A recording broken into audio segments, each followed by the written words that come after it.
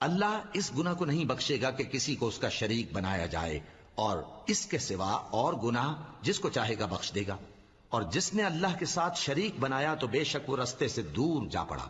یہ لوگ اللہ کے سوا جو پرستش کرتے ہیں تو کچھ دیویوں کی، اور پکارتے بھی ہیں تو شیطان سرکشی کو، جس پر اللہ نے لعنت کی ہے، اور وہ اللہ سے کہنے لگا میں تیرے بندوں سے غیر اللہ کی نیاز دلوا کر مال کا ایک مقرر حصہ لے لیا کروں گا، اور ان کو گمراہ کرتا اور انہیں امیدیں دلاتا رہوں گا، اور یہ سکھاتا رہوں گا کہ جانوروں کے کان چیرتے رہیں، اور انہیں سمجھاتا رہوں گا، تو وہ اللہ کی بنائی ہوئی صورتوں کو بگاڑتے رہیں گے۔ اور جس شخص نے اللہ کو چھوڑ کر شیطان کو دوست بنایا وہ صاف صاف گھاٹے میں رہا۔ وہ ان کو وعدے دیتا ہے اور امیدیں دلاتا ہے، اور جو کچھ شیطان انہیں وعدے دیتا ہے وہ دھوکہ ہی دھوکہ ہے۔